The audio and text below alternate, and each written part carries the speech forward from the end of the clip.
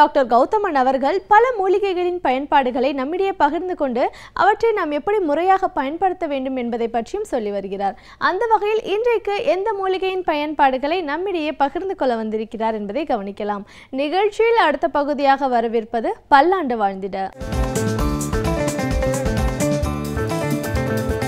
அன்பான கலைஞர் தொலைக்காட்சி நேயர்களுக்கு என்னுடைய இனிமையான காலை வணக்கங்கள். இன்றைக்கி நம்ம பார்க்கக்கூடிய தாவரம் பெரும்பாலும் சித்த மருத்துவத்துறையில், ஆயுர்வேத மருத்துவத்துறையில், ஏன் பொதுவாக காமன் மேனுக்கு கூட தெரிஞ்ச ஒரு தாவரத்தை பற்றி தான் இன்றைக்கி பார்க்க போகிறோம். துத்தி அப்படின்னு சொல்லக்கூடிய செம்பருத்தி இனத்தைச் சேர்ந்த அந்த ஒரு தாவரத்தை பற்றி தான் இன்றைக்கி பார்க்க போகிறோம். புதராக வளரக்கூடிய ஒரு செடி, மஞ்சள் நிறமான பூக்களை கொண்டிருக்கக்கூடிய ரொம்ப அழகான ஒரு செடி இந்த துத்தி. இந்த துத்தியோட மருத்துவ குணம் என்னன்னு நம்ம எல்லாருக்குமே தெரியும். பொதுவாக இது ஒரு சிறந்த மலமிளக்கி அப்படின்னு சொல்லலாம். அதே போல் மூலம் சம்பந்தப்பட்ட நோய்களுக்கு குணமளிக்கக்கூடிய ரொம்ப அழகான ஒரு மருந்து இந்த துத்தி. பொதுவாக இந்த மூல நோய் அப்படின்னு சொல்லக்கூடியது இன்றைக்கு ஆண்களை, பெண்களை கூட பாதிக்கக்கூடிய ரொம்ப பெரிய ஒரு நோயாக இருக்கிறது. உலக சுகாதார நிறுவனத்துடைய ஆய்வறிக்கைகளில் நமக்கு அதிகமான பக்க விளைவு ஏற்படுத்தக்கூடிய, அதே போல் நிறைய பேரை பாதிக்கக்கூடிய ஒரு பிரச்சனை எதுனா இன்றைக்கு கேன்சர் கிடையாது, தலைவலி கிடையாது, ஒன்றும் கிடையாது, மூல நோய் தான். இன்றைக்கு ஆண் பெண் இருபாலரும் சரிசமமாக பாதிக்கப்படக்கூடிய ஒரு நோய் மூல நோய். இரண்டு பாலருக்குமே அதிகமான பக்க விளைவுகள், உதிரப்போக்கு சம்பந்தப்பட்ட பிரச்சனை, இன்ஃபெக்ஷன் சம்பந்தப்பட்ட பிரச்சனை, ஏன் மலக்குடல், அதே போல் மலப்பை சம்பந்தப்பட்ட புற்றுநோய்களை கூட உருவாக்கக்கூடிய ஒரு முக்கியமான பிரச்சனை எதுன்னு கேட்டிங்கன்னா இந்த மூல நோய் தான். ஸோ இந்த துத்தியை பொறுத்தவரையிலும் இந்த மூல நோயை குணமாக்கக்கூடிய ஒரு மிகச்சிறந்த மருந்து. இன்றைக்கு நிறைய பேர் பார்த்திங்கன்னா மூல நோய் ஏற்படும் போது உடனே அறுவை சிகிச்சை செய்து கொள்கிறார்கள்.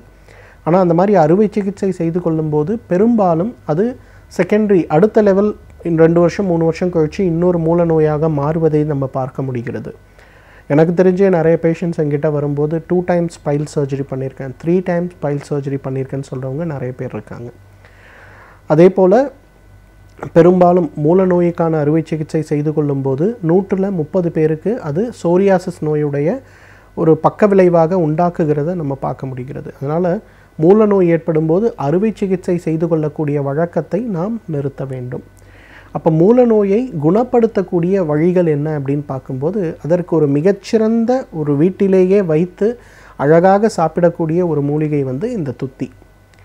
ஒரு 100 மில்லி பால் எடுத்துகிட்டு அதில் இந்த துத்தியோட இலைகள் ஒரு 10 இலையை போட்டு நல்லா கொதிக்க வச்சு, அப்புறம் அந்த இலையை ஃபில்டர் பண்ணி அந்த பால் மட்டும் அப்படியே எடுத்து வச்சிடணும். அதன் பிறகு கொஞ்சோண்டு தயிர் அதில் சேர்த்து அந்த பாலை தயிராக மாற்றிடணும். காலையில் எழுந்தவுடனே அந்த தயிர் ஒரே ஒரு கப்பு 100 மில்லி தயிர் இருக்கும், அதை ஒரு மிக்சியில் போட்டு ஒரு 100 மில்லி தண்ணீர் அதில் போட்டு நல்லா அரைக்கணும். அரைச்ச பிறகு பார்த்திங்கன்னா லேசான பச்சை நிறமான வெண்ணெய் மூடிக்கு மேலே ஒட்டிகிட்ருக்கோம். நல்ல ஒரு அடர் பச்சை நிறமான ஒரு பட்டர் மில்க் நமக்கு கிடைக்கிறத, ஒரு மோர் கிடைக்கிறத நம்ம பார்க்கலாம்.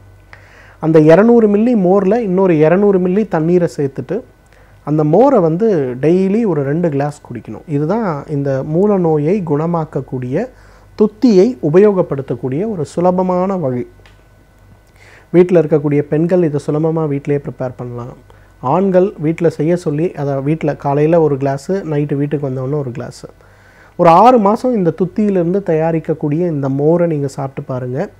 எத்தனை வருடம் பழமையான இரத்தத்தை கசிகின்ற மூல நோயாக இருந்தாலும் மிக வேகமாக அது குணமடைந்து மறைந்து போகிறத பார்க்கலாம். அந்த அளவுக்கு மிக வேகமாக உடலை குணமாக்கக்கூடிய முக்கியமான ஒரு மருந்து இந்த துத்தி. 50 வயசு ஆச்சு, ப்ரெஷருக்கு மாத்திரை சாப்பிட்றேன், சுகருக்கு மாத்திரை சாப்பிட்றேன், ஹார்ட் ப்ராப்ளம் மாத்திரை சாப்பிட்றேன், ஜீரணமாகலை மாத்திரை சாப்பிட்றேன், அல்சர் மாத்திரை சாப்பிட்றேன், எனக்கு டெய்லி காலையில் மோஷன் போகிறதே கிடையாது, ஆர்டிஃபிஷியலாக மோஷன் போகிறதுக்கு ஏதாவது சாப்பிட்டா தான் எனக்கு மோஷனே போகுதுன்னு சொல்லக்கூடியவங்க நிறைய பேர் இருக்காங்க. அவங்கெல்லாம் சுலபமாக, அதாவது லாக்ஸேட்டிவாக இல்லாமல் ஸ்டூல் சாஃப்ட்னராக எடுத்துக்கொள்ள வேண்டிய முக்கியமான ஒரு மருந்து எதுன்னு கேட்டிங்கன்னா இந்த துத்தியுடைய இலைச்சூரணம். துத்தியுடைய இலைச்சூரணம் பார்த்திங்கன்னா ரொம்ப காஸ்ட் எஃபெக்டிவ். ஒரு மாதத்துக்கே இருக்க மருந்து உங்களுக்கு 100 ரூபா தான் வரும்.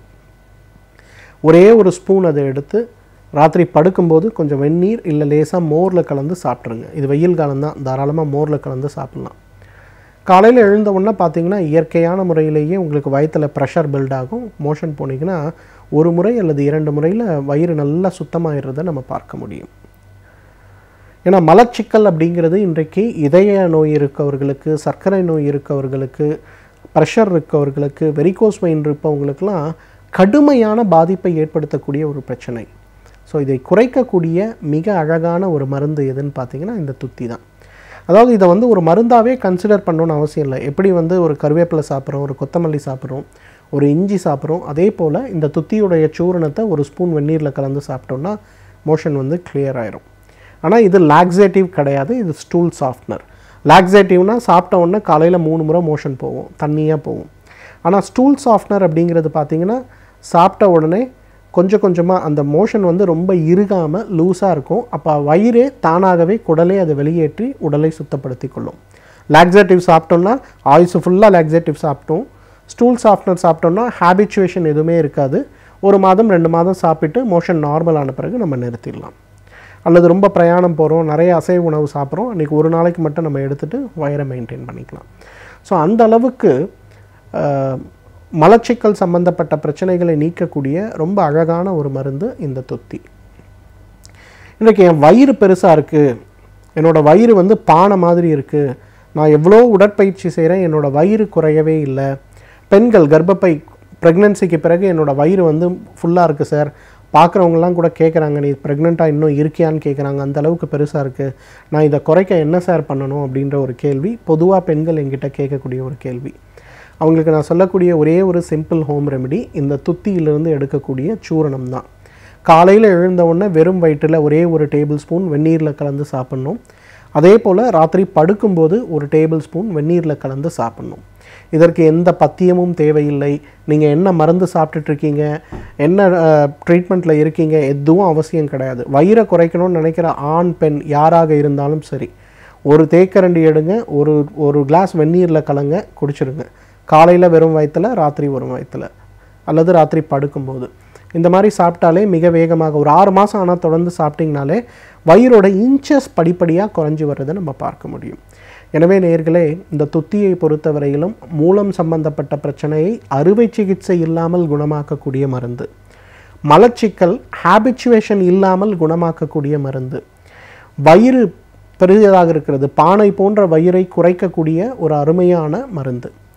ஒரே ஒரு தேக்கரண்டி வெந்நீரில் கலந்து காலை வெறும் வயிற்றிலும் இரவு படுக்கும் போதும் சாப்பிடுகின்ற ஒரு வழக்கத்தை நாம் வைத்து கொண்டோமேயானால் நம்மாலும் பல்லாண்டு காலம் ஆரோக்கியமாக வாழ்ந்திட முடியும். சமூகத்தில் நடக்கும் பல நிகழ்வுகளில் நல்லவையவை தீயவையவை அவற்றை நாம் எப்படி எதிர்கொள்ள வேண்டும் என்பதை பற்றி நம்மிடையே பகிர்ந்து கொண்டு வருகிறார் எழுத்தாளர் மனுஷபுத்திரன் அவர்கள்.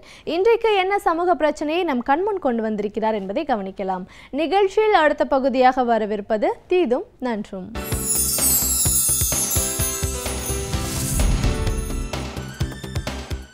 வணக்கம் நண்பர்களே, இன்னும் ஒரு இனிய காலை பொழுதில் தீதும் நன்றும் நிகழ்ச்சியில் உங்களை சந்திப்பதில் மிக்க மகிழ்ச்சி அடைகிறேன். வறட்சி, விவசாயிகளினுடைய தற்கொலைகள், அதிர்ச்சியூட்டக்கூடிய மரணங்கள், வறுமை, இவை அனைத்தும் இன்று தமிழக விவசாயிகளை பிடித்து ஆட்டக்கூடிய பெரும் துயரங்களாக இருக்கின்றன. அவற்றிற்கெல்லாம் ஆதாரமாக இருப்பது விவசாய உற்பத்தி பொய்த்து போனதும் கடன் சுமையும் அவர்களை அழிவினுடைய விளிம்பிற்கே தள்ளி கொண்டிருக்கின்றன என்பதில் எந்த விதமான ஐயமும் இருக்க முடியாது. அப்படிப்பட்ட ஒரு சூழ்நிலையில் ஒரு அரசு செய்ய வேண்டியது என்ன என்பதை பற்றிய அடிப்படையான கேள்விகள் எழுகின்றன. ஒரு அரசு முதலில் அந்த மக்களுடைய பிரச்சனையை பரிவுடன் அணுக வேண்டும். அந்த பிரச்சனையின் உண்மையான பரிமாணத்தை அந்த அரசு கண்டுகொள்ள வேண்டும். அதற்கு பிறகு தன்னால் எந்த பிரச்சனைகளை தீர்க்க முடியும், மத்திய அரசிடம் எத்தகைய உதவிகளை கேட்டு பெற வேண்டும் என்பதை ஆதாரபூர்வமாக வைத்து வாதாட வேண்டும். அப்படி செய்தால் மட்டும்தான் ஒரு அரசு தன்னுடைய விவசாயிகளை அல்லது விவசாயத்தின் அழிவின் காரணமாக இன்று தத்தளித்து கொண்டிருக்கக்கூடிய மக்களை காப்பாற்ற முடியும். தமிழக அரசிற்கு அப்படிப்பட்ட நோக்கங்கள் ஏதாவது இருக்கிறதா, அப்படிப்பட்ட நல்லெண்ணங்கள் ஏதாவது இருக்கிறதா என்பதை நாம் இங்கே கேட்டுக்கொள்ள வேண்டியவர்களாக இருக்கிறோம். நண்பர்களே, சமீப காலமாக இது விவசாயிகள் பிரச்சனைகள் மத்திய மாநில அரசுகள் தமிழக விவசாயிகளை எப்படியெல்லாம் மிக மோசமாக நடத்துகின்றன என்பதற்கு உதாரணங்கள் தேவையில்லை, மிக வெளிப்படையாக நாம் அவற்றை பார்த்து கொண்டிருக்கிறோம். டெல்லியிலே 42 நாட்கள் போராடிய அந்த விவசாயிகளின் மீது மத்திய அரசு எந்த கருணையும் காட்டவில்லை. மாநில அரசும் அவர்களை பிரதமரை சந்திப்பதற்கோ அல்லது அவருடைய கோரிக்கைகள் நிறைவேறுவதற்கோ எந்த விதமான ஒரு அழுத்தத்தையும் கொடுக்கவில்லை என்பதை நாம் இந்த இடத்திலே நினைத்து பார்க்க வேண்டும். அப்படிப்பட்ட ஒரு சூழ்நிலையில் விவசாயிகளினுடைய கொடுக்கப்பட்ட நிவாரணம் என்பது மிக மிக குறைவாக, ஒப்புக்கு கொடுக்கப்பட்ட நிவாரணமாக, குறிப்பிட்ட சிலருக்கு மட்டுமே கொடுக்கப்பட்ட நிவாரணமாக அது அமைந்திருந்தது. அப்படிப்பட்ட ஒரு சூழ்நிலையில் தான் இன்றைக்கு மத்திய அரசிடம் ஒருபுறம் வறட்சி நிவாரணமாக ஒரு பெரிய தொகையை தமிழக அரசு கேட்கிறது. ஆனால் உச்சநீதிமன்றத்தில் இது தொடர்பான பொதுநல வழக்கில் தமிழகத்தில் யாரும் வறட்சியினால் சாகவில்லை, தற்கொலை செய்து கொள்ளவில்லை, அவர்கள் குடும்ப பிரச்சனைகளால் தான் இறந்தார்கள் என்று தமிழக அரசின் சார்பாக வாதாடக்கூடிய வழக்கறிஞர் வாதாடுகிறார். இன்னொரு புறம் இந்த வறட்சியின் காரணமாக இறந்தவர்கள், தற்கொலை செய்து கொண்டவர்களுடைய புள்ளி விவரங்களை தமிழக அரசு பதிவு செய்யவே தவறிவிட்டது. ஏனென்றால் அப்படி பதிவு செய்வது என்பதே ஏதோ ஒரு விதத்தில் தங்கள் அரசினுடைய தோல்வியை ஒப்புக்கொள்வது போலாகிவிடும் என்பது போன்ற ஒரு நம்பிக்கையில் இன்றைய தமிழக அரசு இருக்கிறது என்று தோன்றுகிறது. அப்படிப்பட்ட ஒரு சூழ்நிலையில் எந்த அடிப்படையில் மத்திய அரசிடம் நீங்கள் எங்களுக்கு இவ்வளவு நிதி வேண்டும் என்று கேட்டு போராடி பெற முடியும் என்பதை நீங்கள் சிந்திக்க வேண்டும். நீங்கள் வறட்சியினால் இறந்தவர்களுடைய எண்ணிக்கையை பதிவு செய்ய மாட்டீர்கள், கடன் சுமையினால் இறந்தவர்களுடைய எண்ணிக்கை பதிவு செய்ய மாட்டீர்கள், எதுவுமே செய்யாமல் பணம் கொடுங்கள் என்று சொன்னால் மத்திய அரசினுடைய குழுக்கள் நிச்சயமாக கொடுக்காது. இது தமிழக மக்களை ஒரு வஞ்சிக்கிற செயல், தமிழக அரசை தமிழக மக்களுக்கு எதிராக செயல்படுகிற ஒரு விஷயம் என்பதில் எந்த விதமான சந்தேகமும் இருக்க முடியாது. அப்படிப்பட்ட ஒரு சூழ்நிலையில் இன்றைக்கு போய் நீங்கள் நீதிமன்றத்தில் யாரும் வறட்சியால் சாகவில்லை என்று சொல்கிற இந்த அரசை நாம் என்னவென்று சொல்வது? எப்படி நம்முடைய விவசாயிகளுக்கு இதன் மூலமாக நாம் நியாயம் பெற்று தருவது? ஏனென்று கேட்டால் நீங்கள் நம்ம மிகவும் வெளிப்படையாக பார்க்கிறோம், இன்றைய விவசாயிகள், லட்சக்கணக்கான விவசாயிகள் நடுத்தரவுக்கு வந்து விட்டார்கள். கடன் சுமை, வங்கிகளில் வாங்கிய கடன் ஒருபுறம், கந்துவெட்டிக்காரர்களிடம் வாங்கிய கடன் ஒருபுறம், அவற்றை எப்படி அடைப்பது என்று தெரியாமல் தற்கொலையிலும் மனமுடைந்து அவர்கள் மரணத்திற்கு ஆட்படுவதும் தொடர்ந்து நடந்து கொண்டிருப்பதை நாம் பார்க்கிறோம். இந்த சூழ்நிலையில் தமிழக அரசு தன்னுடைய கடமையில் தவறியது மட்டுமல்ல, தமிழக விவசாயிகளுக்கு மிக பாதகமான விளைவுகளை ஏற்படுத்தக்கூடிய ஒரு செயலையும் செய்திருக்கிறது. நீங்கள் இதை மற்ற மாநிலங்களோடு ஒப்பிட்டு பார்க்க வேண்டும். ஆந்திராவிலும் வறட்சி இருக்கிறது, ஆந்திராவிலும் கூட விவசாயிகள் தற்கொலை இருக்கின்றன, இன்னும் பல மாநிலங்களில் அது இருக்கிறது. ஆனால் அப்படி இருக்கிற போது அந்த மாநிலங்கள் அந்த வறட்சியினுடைய இழப்பீட்டை துல்லியமாக பதிவு செய்கின்றன, இறந்தவர்களுடைய எண்ணிக்கையை துல்லியமாக பதிவு செய்கின்றன. அப்படி பதிவு செய்து நீதிமன்றத்தில் அவர்கள் தாக்கல் செய்கிறார்கள். அதனுடைய மத்திய அரசிடம் அந்த விஷயத்தை கொண்டு போகிறார்கள். அதன் அடிப்படையில் நிவாரணம் வழங்கப்படுகின்றன. ஆனால் இங்கு இறந்தவர்கள் என்றே ஒப்புக்கொள்ள தயாராக இல்லாத ஒரு அரசு எப்படி நீங்கள் இந்த மக்களுக்கான, விவசாயிகளுக்கான ஒரு நியாயத்தை பெற்றுத்தர முடியும் என்பதை நீங்கள் சிந்தித்து பார்க்க வேண்டும். உச்சநீதிமன்றம் மிக நேரடியாக குற்றம் சாட்டுகிறது. விவசாயிகள் பிரச்சனைகள் தமிழக அரசிற்கு எந்த அக்கறையும் இல்லை என்று, வீண் வார்த்தை ஜாலங்கள் வேண்டாம், உண்மையான நிலவரத்தை கூறுங்கள் என்று மிக நேரடியாக இந்த வழக்குகளில், இது தொடர்பான விவசாயிகள் பிரச்சனை தொடர்பான வழக்குகளில் நீதிமன்றங்கள் கேள்வி எழுப்புகின்றன. அப்படிப்பட்ட ஒரு சூழ்நிலையில் மிக வெளிப்படையாக இந்த விஷயம் இருந்தும் கூட தமிழக அரசினால் அந்த உண்மையை ஒத்துக்கொள்ள முடியவில்லை. இந்த உண்மையை ஒத்துக்கொள்ளாததற்கு வேறொரு காரணமும் இருக்கிறது என்று எனக்கு தோன்றுகிறது. ஏனென்றால் நீங்கள் உண்மையான நிலவரத்தை நீங்கள் மதிப்பிட்டால் அந்த நிலவரத்தின் அடிப்படையில், அந்த இழப்பீட்டின் அடிப்படையில் மத்திய அரசிடம் ஒரு அழுத்தத்தை கொடுக்க வேண்டிய நிர்பந்தம் தமிழக அரசிற்கு ஏற்படும். ஆனால் இவர்களை பொறுத்த வரைக்கும் என்ன செய்கிறார்கள் என்று சொன்னால், மத்திய அரசோடு தங்களுடைய உறவுகள் எந்த விதத்திலும் பாதிக்கப்பட்டு விடக்கூடாது என்று தமிழக அரசு நினைக்கிறது, இப்போது இருக்கக்கூடிய தமிழக அரசு நினைக்கிறது. அதோடு மட்டுமல்ல, அவங்க தங்களுடைய அதிகாரத்தை காப்பாற்றிக் கொள்வதற்காக, ஆட்சியை காப்பாற்றிக் கொள்வதற்காக மத்திய அரசிடம் மோதல் போக்கை வைத்துக் கொள்ளக்கூடாது என்கிற எண்ணமும் ஏற்படுகிறது. அதனால்தான் தமிழக முதலமைச்சர் எடப்பாடி பழனிசாமி மத்திய அரசை பொது இடங்களில் விமர்சிக்க வேண்டாம் என்று சொல்லுகிற அளவிற்கு இன்றைக்கு நிலைமை மோசமாகி இருக்கிறது. மத்திய அரசு தமிழர்களுக்கு விரோதமான ஒவ்வொரு கொள்கையாக அரங்கேற்றி கொண்டிருக்கிறது. தமிழக விவசாயிகளினுடைய வேதனை குரலை கேட்க மறுக்கிறது, எந்த நியாயத்தையும் நமக்கு வழங்க மறுக்கிறது. ஆனால் அவர்களை விமர்சிக்க வேண்டாம் என்று தமிழகத்தைச் சேர்ந்த ஒரு முதலமைச்சரை கூறுகிறார் என்று சொன்னால், இவர்கள் மத்திய அரசினுடைய அடிமைகளாக செயல்படுகிறார்கள் என்பதை தவிர வேறு என்ன அதற்கு அர்த்தம் இருக்க முடியும்?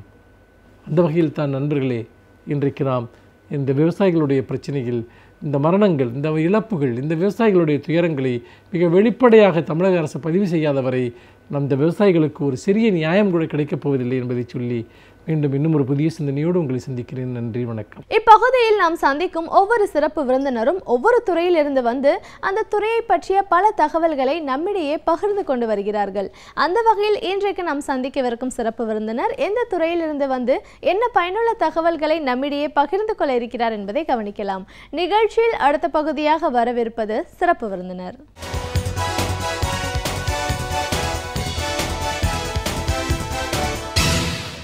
வணக்கம் நேயர்களே, விடியலேவா நிகழ்ச்சியின் சிறப்பு விருந்தினருக்கான நேரம் இது. இன்றைய சிறப்பு விருந்தினர் எழுத்தாளர் முனைவர் சீர்காழி வி. ராமதாஸ். ஒரு எழுத்தாளரா, படைப்பாளியா இவருடைய பயணம் எங்க எப்படி ஆரம்பமானது, இவர் எழுதிட்டு இருக்கிற நூல்கள் எந்த மாதிரியான ஒரு கருத்துக்களை கொண்டு போய் சேர்க்குது, ஆரம்ப காலத்துல ஆசிரியர் பணி எப்படி இருந்துச்சுன்னு பல விஷயங்கள கருத்துக்களை நம்ம இவர்கிட்ட கேட்டு தெரிஞ்சுக்கலாம். வணக்கம் சார். வணக்கம். ஒரு எழுத்தாளரா முதல்ல எங்க நிகழ்ச்சிக்கு உங்களை நாங்க வரவேற்கிறோம் சார். எழுத்தாளர் அப்படின்னு நம்ம சொல்லும்போது நிறைய விஷயங்களை பற்றின ஒரு ஆய்வுகளை பண்ணியிருக்கீங்க. கட்டுரை வடிவங்களில் இன்றைக்கி பல நூல்கள் வெளிவந்திருக்கு. நீங்கள் எழுதின ஒரு நூல் வந்து ஒரு கல்வி இயக்ககமே வந்து ஒரு பாடத்திட்டத்தில் கொண்டு வர அளவுக்கு முக்கியத்துவம் வாய்ந்த ஒரு படைப்பாகவும் அது இருந்திருக்கு. ஆரம்ப காலத்தில் ஒரு ஆசிரியராக அவங்க பணியில் தொடங்கி கல்லூரி பேராசிரியராய் இன்னைக்கு வரைக்கும் எழுத்துலக பயணம் அப்படிங்கிறது எப்படி போயிட்டுருக்குன்னு நிறைய கருத்துக்களை எங்கள் நேர்களோட நீங்கள் முழுமையாக பகிர்ந்துக்கணும் சார். முதல்ல ஒரு எழுத்துலக பயணம் அப்படிங்கிறது எப்போ எப்படி ஆரம்பமானது அப்படிங்கிறதுல தான் நம்ம பேச ஆரம்பிக்கணும். ஒரு ஆசிரியரா பேராசிரியரா இருந்து நீங்க ஒரு படைப்பாளியா மாறின விதம் பத்தி சொல்லுங்க. பயணங்களும் படிப்புகளும் முடிவதில்லை என்பது ஒரு பொதுவான நடைமுறை வாசகம். பொதுவாக கலைமகள் இன்னமும் படித்து கொண்டிருக்கிறாள்னு ஒரு நம்பிக்கை உண்டு. அதுபோல எனக்கு முன்னால் இருந்த வழிகாட்டிகள், என் உடன் இருப்பவர்கள், எனக்கு பின்னால் இருக்கின்ற மாணவர்களும் இன்னமும் எனக்கு வழிகாட்டி கொண்டிருக்கிறார்கள். அப்படித்தான் சொல்ல வேண்டும். ஏனென்று சொன்னால் கல்வியினுடைய நெறி முறை அப்படித்தான் தொடர்கிறது. அந்த வகையில் சிறு வயதிலிருந்தே நான் என்னுடைய சொந்த காலில் படிக்க வேண்டிய ஒரு கட்டாய நெறிமுறைக்கு தள்ளப்பட்டிருந்தேன். 3 வயதில் தந்தையை இழந்த நான் படிப்பதற்கு, என்னை படிக்க வைப்பதற்கு தாய்ப்பட்ட சிரமங்கள் தனி தொடர்கதை. மேலும் என்னை படிக்க வைப்பதற்கு உதவியவர்கள் பலர் தனி கதை. அந்த வகையில் நான் படித்து வந்த பிறகு என்னை போல் பலர் இருக்கின்றார்கள் இந்த உலகில், அவர்களுக்கு என்ன செய்ய முடியும் என்னால் என்று நான் நினைத்ததுண்டு. முடிந்ததை செய்தும் வருகின்றேன், செய்தேன். அந்த மகிழ்ச்சியும் எனக்கு உண்டு. காலகட்டத்தில் ஆசிரியர் பணி என்பது நான் விரும்பி ஏற்கவில்லை என்றாலும் என்னுடைய எண்ணத்திற்கு அது வசதியாக இருந்தது. ஏனென்று சொன்னால் பலருக்கு உதவுவதற்கு அது பல வகையிலும் எனக்கு வழிகாட்டியாக இருந்தது, வழிவிட்டது, இன்னமும் உதவி வருகிறது என்று தான் நான் சொல்ல வேண்டும். அந்த பணியிலிருந்து நான் விலகிவிட்டாலும் கூட இன்னமும் பல ஆசிரியர்களுக்கும் மாணவர்களுக்கும் நான் உதவி கொண்டிருக்கிறேன் என்பது எனக்கு இயற்கை அளித்த ஒரு வரப்பிரசாதமாக நான் கருதி கொண்டிருக்கிறேன். இதுதான் என்னுடைய வாழ்க்கை நெறியாக இன்னமும் இருந்து கொண்டிருக்கிறது. அந்த வழிமுறைகளில் ஒன்றுதான் ஒரு எழுத்தாளன் என்ற ஒரு பட்டமாக நான் அதை ஏற்கின்றேன். எவ்வளவோ படித்திருக்கலாம், படித்திருந்தாலும் என்னுடைய பெயருக்கு முன்னால் பலர் பல விருதுகளை கூட அளித்திருக்கலாம். எத்தனை விருதுகள் இருந்தாலும், எத்தனை பட்டங்கள் இருந்தாலும், ஆனால் சொற்பொழிவாளன் என்று சிலர் சொல்லுகிறார்கள், சிலர் இதழாளன் என்று சொல்லுகிறார்கள். ஆனால் எழுத்தாளன் என்று வரும்பொழுது, எழுத்தாளன் என்று சொல்வதை பொழுது எழுச்சியாளனாக நான் பலர் முன்னன் தோற்றமளிக்கிறேன் என்று சொன்னால் அது நிச்சயமாக எழுத்தால் முடியும் என்பது இப்பொழுது நான் பேசுவது கலைஞர் டிவியின் முன்பாக தன்னுடைய எழுத்தினால் மக்களை எழுச்சி பெறச் செய்த ஒரு சிந்தனையாளர் டிவியில் நான் பேசிக்கொண்டிருக்கிறேன் என்று மகிழ்ச்சியோடு நான் நினைத்து பார்க்கிறேன். அந்த வகையில் எழுத்தினால் முடியும் என்று நினைத்து, அந்த அளவுக்கு முடியாவிட்டாலும் எழுத்தாளன் என்பதை நான் மகிழ்ச்சியோடு ஏற்கின்றேன். அந்த வகையில் நானும் எழுத்தாளன் என்பதை ஏற்கிறேன். இப்படி படைப்புலக பயணம் அப்படிங்கிறது தொடங்கிச்சு அப்படின்னாலும் உங்களுடைய முதல் படைப்பு உருவான விதம் பற்றி சொல்லுங்கள் சார். அது இன்னைக்கு ஒரு பாடத்திட்டத்திலேயே கூட இருக்குது அப்படின்னு நம்ம சொல்லும்போது அந்த படைப்போட உருவாக்கத்தை பற்றி தெரிஞ்சுக்க வேண்டிய ஆவல் இருக்குது. பாடத்திட்டம் என்று சொல்வதை விட பாடத்திட்டத்தை வழிநடத்துகின்ற ஆசிரியர்களுக்கு உதவியாக இருக்கக்கூடிய ஒரு விதிமுறை நூலாக அது இருக்கின்றது என்று தான் சொல்ல வேண்டும். அது சிறையில் பூத்த மலர்கள் என்பதை போல சிறைச்சாலை வாழ்க்கையில் இருக்கும் பொழுது ஆசிரியர்களுடன் உடன் இருந்து பேசும் பொழுது அவர்களுடைய தனிப்பட்ட சிக்கல்களை தீர்ப்பதற்கு உதவியாக அவர்களுடன் கலந்தாடும் பொழுது அவர்களுக்கு உதவியாக பேசும் பொழுது சில சிக்கல்களை தீர்ப்பதற்காக சில விதிமுறைகளை பயன்படுத்தி பேசும் பொழுது ஏற்பட்டதை எழுத்து வடிவாக கொடுக்கும் பொழுது அது நூலானது. அந்த நூலை சிதம்பரத்தில் இருந்த பதிப்புச்செம்மல் மெய்யப்பனார் அவர்கள் நூலாக ஆக்க வேண்டும் என்று முன் வந்த பொழுது அது முதல் நூலாக வந்தது. அதுதான் முதல் நூல். ஆகவே ஆசிரியர்களுக்கு உதவுவதற்காக ஏற்பட்ட முதல் நூல்தான் பள்ளி முதல்வர் கையேடு. அந்த நூல்தான் முதல் நூலாக இருந்தது. ஆசிரியர் வாழ்க்கையில் போராட்ட காலங்கள் சந்திக்க வேண்டிய நிலை ஏற்பட்டது. சிறை வாழ்க்கை இருந்தது. சிறை வாழ்க்கையில் ஆசிரியர்கள் சந்தித்த காலங்கள் அவர்கள் பல்வேறு பிரச்சனைகளை சந்தித்து கொண்டிருந்தார்கள். தீர்வுகள் என்பது கிடைக்கவில்லை. அந்த தீர்வுகளுக்கு யார் எப்படி தீர்வு காணலாம் என்று கலந்துரையாடும் பொழுது விதிமுறைகள் அவர்களுக்கு சரிவர புரிபடவில்லை. அதிகாரிகளுக்கு விளக்க வேண்டிய ஒரு கட்டாய நிலை எல்லோருக்கும் ஏற்பட்டது. ஆகவே அந்த விதிமுறைகளை சட்ட வரைவுகளை தெரிவிப்பதற்கு சரியான வழிகாட்டிகளை அவர்கள் தேடிக்கொண்டிருந்தார்கள். எனவே அவற்றையெல்லாம் படித்து அறிந்து கொண்டு அவர்களுடன் கலந்து அவர்களுக்கு எழுத்து வடிவத்தில் கொடுக்க வேண்டிய நிலையில் நான் இருந்தேன். அந்த வாய்ப்பு எனக்கு கிடைத்தது. அந்த செயல் எனக்கு மகிழ்ச்சி அளித்தது. அதுவே ஒரு நூல் வடிவாக உருவாக்குவதற்கு எனக்கு வாய்ப்பளித்தது.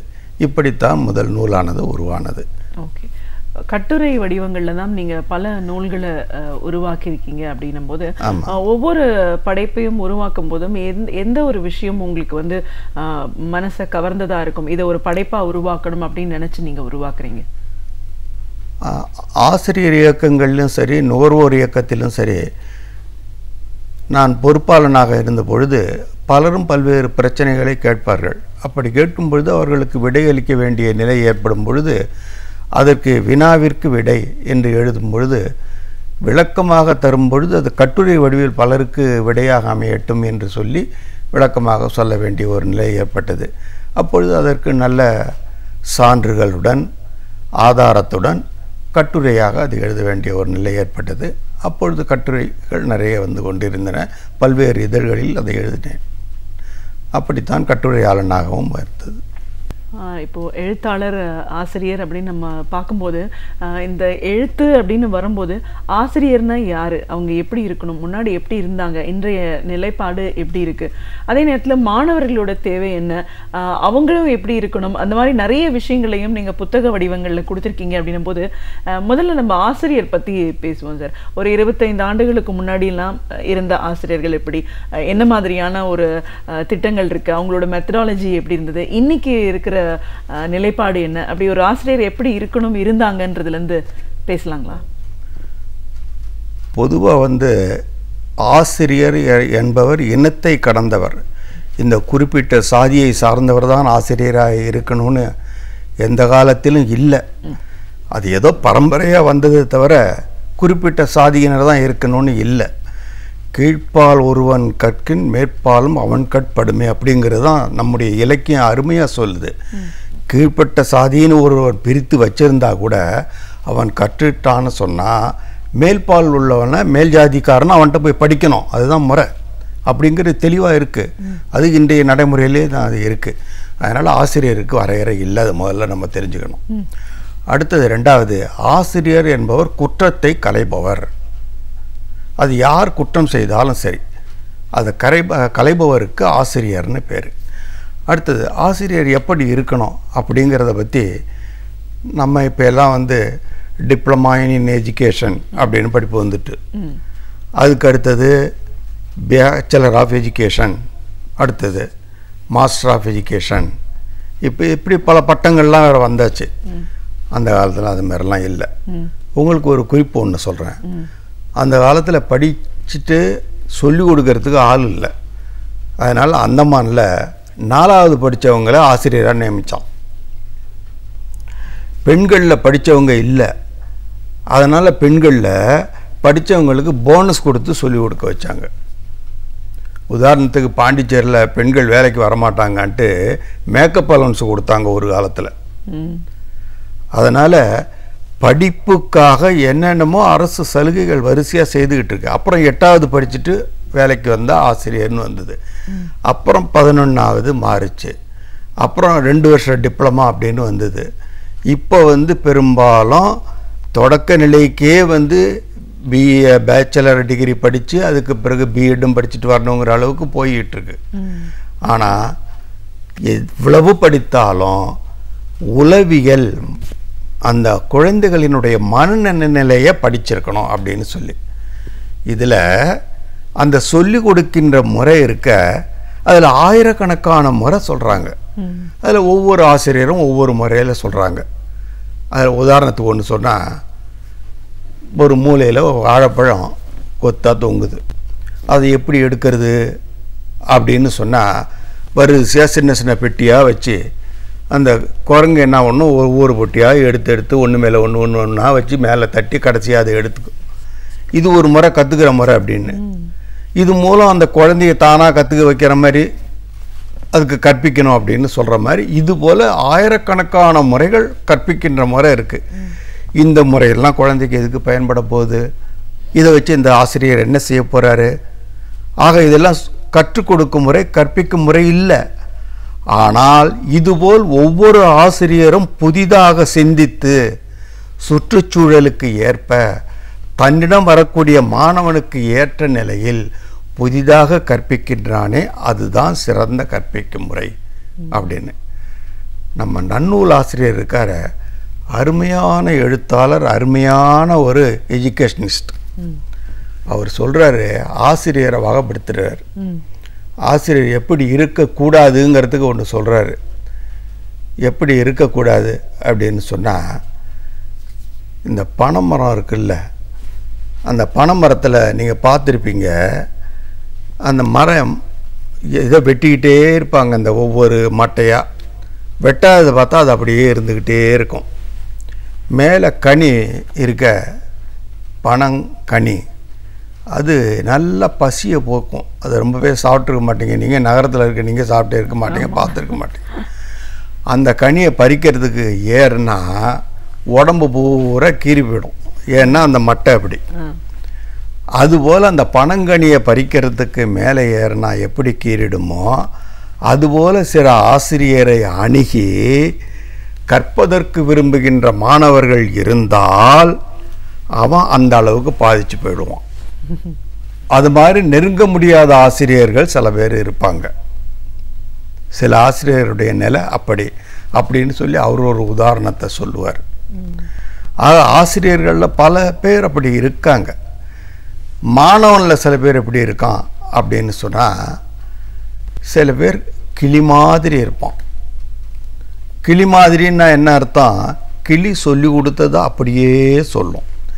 ஆசிரியர் என்ன சொல்லி கொடுத்தாரோ அதை அப்படியே சொல்ல போகிறான். அதுக்கு எதுக்கு? இதை அப்படியே மனப்பாடம் பண்ணிச்சு ஒப்பிக்க போகிறான். ஜெராக்ஸ் மிஷின் தான். அது மாதிரி சில மாணவர்கள், இதையே நன்னூலாளர் தான் சொல்கிறாரு. அப்போ கிளி போன்ற மாணவர்கள் நமக்கு தேவையில்லை, பனைமரத்தை போல உள்ள ஆசிரியர் தேவையில்லை. நம்மளோட இலக்கியங்கள் பற்றி சொல்லுங்கள் சார், அதோட தொன்மை பற்றி சொல்லுங்கள். இலக்கியங்களினுடைய தொன்மையை பற்றி நம்ம சொல்கிறத விட அந்நிய நாட்டார் சொன்னாதான் நமக்கு காது இனிமையாக கேட்குது. நம்ம ஆள்கிட்ட சொன்னால் அதை பழைய பஞ்சாங்கம் தூக்கி போடு அப்படின்னு சொல்லி தான் சொல்கிறாங்க. இன்னமும் சொல்லப்போனால் பழைய நூலகங்களில் சென்று படிக்கிறத விட அலர்ஜி அப்படின்னு சொல்கிறான். யாராவது ஒருத்தர் தூசி தட்டி அதையே நீங்கள் கணினியில் அருமையாக போட்டு வச்சிங்கன்னா அந்த இணையத்தை தட்டி பார்த்து ராப்பகலாக அதை அருமையாக படித்து கொண்டு இருக்கிறோம். அப்போ அந்த பழைய கல் அந்த புதிய பாத்திரத்தில் சாப்பிட்ற மாதிரி அந்த இணையத்தில் படிக்கும் பொழுது பழைய வயதானவர்களே அதை விரும்புகிறாங்க. அப்போ புதிய மாணவர்கள் அதுபோல் அவர்களுக்கு புதுமைப்படுத்தி பார்க்க செய்வது என்பது வயதானவர்களுடைய கடமை. இப்போ உதாரணத்துக்கு ஒன்று சொல்கிறேன். தேவாரம் பல்வேறு மொழிகளில் இன்றைக்கி மொழிபெயர்க்கப்பட்டிருக்கு. ஆனால் தமிழில் பழைய பதிப்பை படிக்க மாட்டேங்கிறாங்க. என்ன காரணம் அப்படின்னு சொன்னால் அதை சீர்பிரித்து படிக்க தெரியல. அப்போ சீர்பிரித்து படிக்க எளிமையாக்குவது ஆதீனங்களினுடைய வேலையாக இப்போ போயிடுது. அப்போ எல்லாரும் படிக்கிறாங்க. ஆக புதிதாக மொழிபெயர்த்து மற்ற மொழியினரை படிக்க வைக்க செய்வதை விட தமிழ் மக்களையே படிக்க செய்வது என்பது மிக முக்கியமான ஒரு செயலாக போயிடுது. அதுபோல் இலக்கியங்களையும் அந்த சீர்பிரித்து செம்பதிப்புகளாக வெளியிடச் செய்வது என்பது பதிப்பகத்தாரினுடைய இன்றைய அவசிய கடமை தேவையுமாக இருக்கிறது. மாணவர்கள் அப்படின்னு நம்ம பார்க்கும்போது இன்றைக்கி நம்ம நிறைய அவங்களுக்கு காம்படிஷன் இருக்குது, ஸ்ட்ரெஸ் இருக்குதுன்னு சொல்கிறத பார்க்குறோம். இந்த போட்டி நிறைந்த உலகத்தில், வேகமாக போயிட்டுருக்கிற இந்த உலகத்தில் நல்லதும் சரி கெட்டதும் சரி எளிமையாக அவங்க கைக்கே கிடைக்கக்கூடிய ஒரு சூழல் இன்றைக்கி இருக்கும். இதில் அவங்கள செழுமைப்படுத்தணும், செம்மையாக்கணும் அப்படின்னும் போது அது ஒரு ஆசிரியரோட கடமை அப்படிங்கிறதெல்லாம் ஒரு காலத்துலேருந்து சொல்லிகிட்டே வரதை பார்க்குறோம். இன்றைக்கும் ஆசிரியர் மாணவர் அப்படிங்கிற ஒரு தொடர்பு, ஒரு கோஆர்டினேஷன் இருக்கக்கூடிய சூழலில் மாணவர்களை செம்மைப்படுத்துறதுக்கான ஒரு பணிகளில் ஆசிரியர் எப்படி ஈடுபடணும்? மாணவரை செம்மைப்படுத்துவது என்பது ஆசிரியருடைய கடமைதான். நீங்கள் வரிசைப்படுத்தி கொண்டே வந்தீங்கன்னா யார் பொறுப்பு அப்படின்னு சொன்னால் கடைசி அந்த லிங்கில் கடைசியாக வரக்கூடியவர் ஆசிரியர் தான். அதில் பெற்றோர் கூட சற்று விலகி நின்றுடுவாங்க. அந்த 7 நாளில் பாழா போன பள்ளிக்கூடத்தை ஏண்டா இன்னைக்கு லீவு விட்டான் அப்படின்னு சொல்கிற அளவுக்கு தான் பெற்றோர்கள் இருக்காங்க. ஆக அந்த ஒரு நாள் அந்த மாணவனை சமாளிக்க முடியாமல் பெற்றோர்கள் சொல்கிறாங்க, மீதி அத்தனை நாள் அந்த ஆசிரியர் தான் சமாளிக்கிறார். அதனால் அத்தனைக்கும் ஆசிரியர் பொறுப்பு அப்படின்னு நம்ம சொல்லிட முடியாது. ஆனால் எல்லாரையும் அரசுலேருந்து அத்தனை பேரும் சொல்லிடணும். இத்தனை பேர் நம்ம சொன்னாலும் நம்ம பண்டைய இலக்கியங்களில் சொல்லும் பொழுது மாணவனுடைய நன்னடத்தைக்கு யார் காரணம்னு சொன்னால் அரசு தான் சொல்லி அருமையாக சொல்லப்பட்டிருக்கு.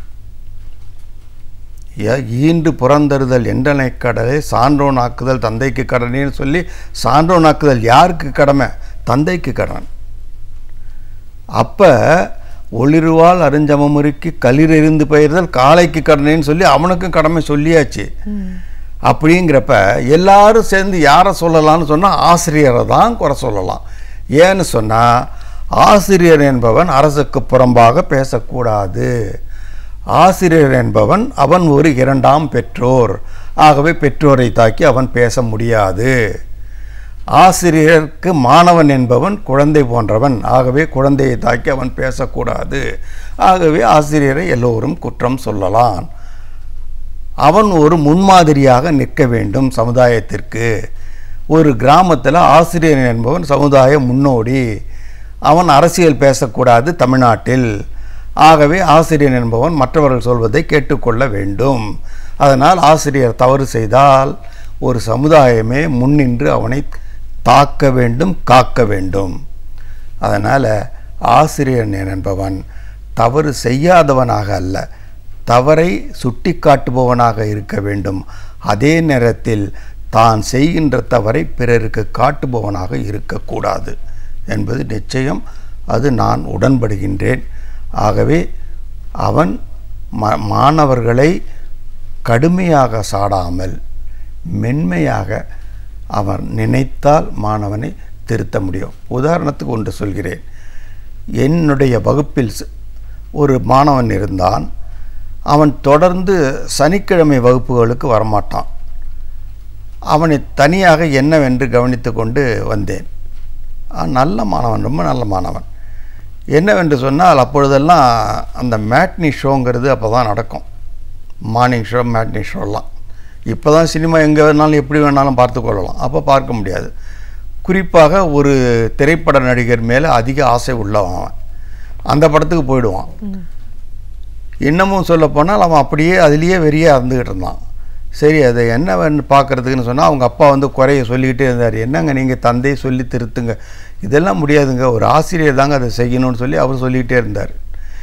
ஏன்னா அவன் தந்தையை மதிக்கிறதில்லை. காரணம் என்னவென்று சொன்னால் அவர் 2ஆம் திருமணம் செய்து கொண்டவர். முதல் மனைவிக்கு பிறந்தவன் அந்த மகன். சரி என்று சொல்லி நான் ஒரு சமாதானம் பண்ணி அவனை கூப்பிட்டு விசாரித்தேன். நான் படம் பார்க்காம இருக்க முடியல சார், தப்பாக நினச்சிக்காதீங்க அப்படின்னா. அவர் தந்தையை அழைத்து, இனிமேல் அவன் ஞாயிற்றுக்கிழமை அன்று சினிமாவுக்கு போவான், அவனுக்கு நீங்கள் இவ்வளோ காசு கொடுத்துடணும், சனிக்கிழமை அவன் பள்ளிக்கூடம் வருவான் அப்படின்னு சொன்னேன். ஒப்பந்தம் கையெழுத்து இடாமல் ஏற்றுக்கொள்ளப்பட்டது. அன்று முதல் அவன் சரியாக வந்தான். ஆங்கிலத்தில் 15 மதிப்பெண் வாங்கியவன் பொதுத் தேர்வில் 65 மதிப்பெண் வாங்கி தேர்ச்சி பெற்று இன்று ஒரு மாவட்ட பொறுப்பாளராக இருக்கிறான். எந்த கட்சி என்று கேட்காதீர்கள். ஆகவே நான் ஆசிரியன் என்ற பெருமையில் அகந்தையில் சொல்லவில்லை, மென்மையாக ஒருவரை திருத்த முடியும் என்பதற்கான ஒரு எடுத்துக்காட்டாக சான்றுக்காக இதனை சொன்னேன். ஆகவே ஆசிரியர் நினைத்தால் ஒருவரை திருத்தவும் முடியும், ஒரு நாட்டை வேண்டுமானாலும் திருத்த முடியும். ஆனால் அரசியல்வாதிக்கு அறிவுரையும் சொல்ல முடியும் கேட்டுக்கொண்டால். இன்னைக்கு இருக்கிற இளைய சமுதாயத்தினர் எப்படி இருக்காங்க? மாணவர்கள் அப்படின்னு பண்ணும்போது அவங்களுக்கு ஓரளவுக்கு பக்குவம் இருக்குது, நிறைய விஷயங்களை தெரிஞ்சுக்கிறாங்க அப்படின்னும் போது இந்த இளைய சமுதாயத்தினர் இளைஞர்களை நீங்கள் எப்படி பார்க்குறீங்க சார்? இன்றைய மாணவர்களுக்கும் இளைஞர்களுக்கும் எல்லா திசைகளிலிருந்தும் அறிவு கதிர்கள் வந்து கொண்டிருக்கின்றன. அந்த கதிர்களின் தாக்கம் அவர்களை எந்த அளவுக்கு ஈர்க்கிறது என்பதுதான் மிக முக்கியம். அந்த ஈர்ப்புக்கு அவர்கள் எப்படி ஆளாகிறார்கள், அந்த ஈர்ப்பு எந்த அளவுக்கு அவர்களால் ஈர்க்கப்பட்டிருக்கிறது, எப்படி அவர்கள் ஏற்றுக்கொண்டிருக்கின்றார்கள், எப்படி நடக்க வைக்கிறோம் நாம் என்பதுதான் மிக முக்கியம். ஆகவே அவர்கள் தன்னைத்தானே காத்து கொள்வார்கள் என்பதே எனக்கு நம்பிக்கை இருக்கிறது. எவ்வளவோ நிகழ்ச்சிகள் நடப்பதை பார்க்கின்றோம். அதை பாழ்படுத்துவதற்கு முதிர்ந்தவர்கள் சிலர் முயற்சி செய்யும் பொழுது அது வீணடிக்கப்படுகிறது என்பதும் எனக்கு வருத்தமாக இருக்கின்றது. நிச்சயமாக அவர்கள் மீது நம்பிக்கை வைக்க வேண்டும். நல்லவர்கள் நல்லவர்களாக வருவார்கள். அவர்கள் நல்லவர்களாகவே நாம் பார்க்க வேண்டும். சிலர் இருக்கத்தான் செய்வார்கள். எல்லாவற்றிலுமே சயின்டிஃபிக் எரர்னு சொல்லும் பொழுது ஒரு 10% இருக்க தான் செய்யும். அதில் சில ஒரு 10% இருக்க தான் செய்வாங்க. அதை நாம் பொறுத்து கொள்ள வேண்டும். அந்த 10% பொறுத்து கொண்டு அந்த 90% இருக்கக்கூடியவர்களை நாம் உற்சாகப்படுத்த வேண்டும். அந்த 10%க்காக அந்த 90% நம்ம அத்தனை பேரையும் வீழ்த்திவிட வேண்டும் என்று நினைத்தால் இந்த உலகம் என்பது அழிந்துதான் போகும். ஆசிரியரா, ஒரு படைப்பாளியா உங்களுடைய பயணம் எப்படி ஆரம்பமானது?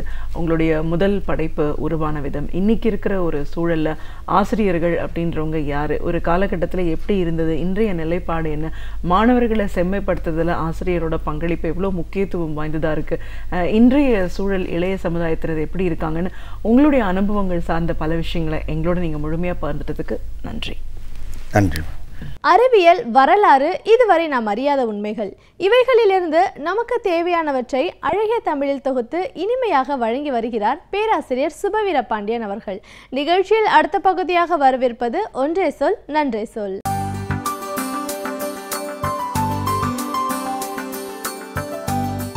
அனைவருக்கும் என் அன்பு வணக்கம். அன்பு பாலம் என்கிற இதழில் அம்மாவின் டைரி என்று ஒரு சிறுகதை வெளிவந்திருக்கிறது. எழுத்தாளர் குடந்தை பிரேமி அந்த சிறுகதையை எழுதியிருக்கிறார். எது அழகு, எது அழகில்லை என்கிற மனிதர்களின் எண்ணங்கள் பற்றிய ஒரு அழகிய சிறுகதையாக அது அமைந்திருக்கிறது. இப்போதும் நாம் மனிதர்கள் சிலரை அழகற்றவர்கள் என்று ஒதுக்கி வைக்கிறோம். சிலருடைய அழகில் மயங்கியும் போய்விடுகிறோம். அப்படிப்பட்ட ஒரு செய்தியை விளக்குகிற கதை தான் இந்த கதை. முதியோர் இல்லத்தில் தன்னுடைய தாயை கொண்டு விட்டு அவன் திரும்புகிற போது சுந்தரை அழைத்து அவன் தாய் சொன்னாள், மகனே, என் வீட்டில் ஒரு பழைய பெட்டி நான் வைத்திருக்கிறேனே, அதை மட்டும் என்னிடம் கொண்டு வந்து சேர்த்து விடு என்றாள். சரி என்றான். அவனுக்கு உள்ளூர தன் தாயை இப்படி முதியோர் இல்லத்திலே கொண்டு வந்து சேர்க்க வேண்டி வந்துவிட்டதே என்கிற வருத்தம் இருந்தது. ஆனால் நடைமுறையில் அவனால் வேறு ஒன்றும் செய்ய முடியவில்லை. அவனுடைய மனைவிக்கும் தாய்க்கும் அடிக்கடி வீட்டில் சண்டைகள் வரும். வழக்கம்போல வருகிற சண்டை என்று தான் கருதி கொண்டிருந்தான். ஆனால் இன்றைக்கு காலையிலே நடந்த சண்டை கொஞ்சம் பெரிதாக இருந்தது. இனி இப்படி சண்டை போட்டுக்கொண்டே ஒன்றாக இருக்க வேண்டாம் என்று கருதியோ என்னவோ ஒரு முதியோர் இல்லத்தை பார்த்து அம்மாவை கொண்டு வந்து விட்டுவிட்டு திரும்புகிறான். அந்த தகரப்பெட்டியை மட்டும் கொஞ்சம் கொண்டு வந்து கொடுத்து விடுப்பா என்று அம்மா சொல்லுகிற போது, சரிம்மா நான் கொண்டு வந்து தருகிறேன், என்ன இருக்கும் அந்த தகரப்பெட்டியில் என்கிற சிந்தனையோடு அவன் தன்னுடைய வண்டியை ஸ்கூட்டரை கிளப்புகிறான். அவனுடைய மனைவி லதா கூட முதல் 2 ஆண்டுகள் தன் மாமியாரோடு மிகுந்த நேசத்தோடு தான் இருந்தாள்.